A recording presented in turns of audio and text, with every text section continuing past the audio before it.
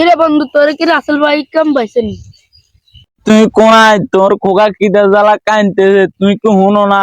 তুই আইও, আয় ভাত খামু। কিরে বন্ধু, তোর কি রাসেল ভাই কাম পাইছেন? আর না বেটা, খিদে জ্বালায় কান্দি। তোকে ভাই ভাত রান্ধে না? আর রাঁধছে সকালে মাংস, দুপুরে মাংস, রাতকে মাংস।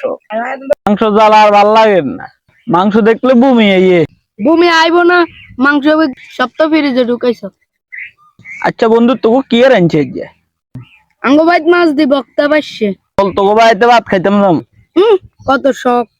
তোরে তো কইছিলাম আর এক ভাগ মাংস দিতে, দিছিলি না। এখন আমার আর কাছে ভাত খাইতে চাস? তোর চোখে সরম আসেনি? বন্ধু আর ভুল হয়ে গেছে। তো তোরে ভাত খাওয়াইতাম, আরে তুই আরে 2 কেজি মাংস দিতে হইব। বক্তা দি ভাত খাবা, তোর মাংস দিমুনি। আচ্ছা চল, তোর মাংস দিমুনি, ওঠ চল। ভাই রমানে গো ভাই কোনটা? আমি চাঁদপুর থেকে আইছি।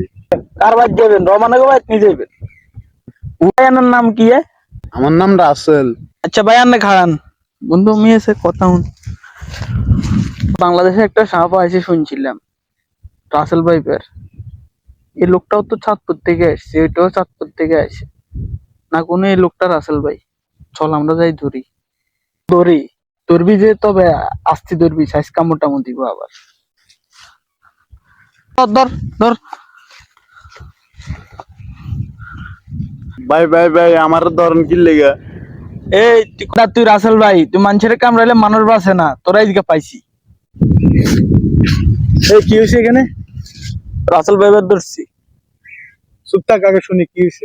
কি সমস্যা তোমার? ভাই আমি চাঁদপুর থেকে আইছি, আমি রমান ভাই গো বাড়িতে।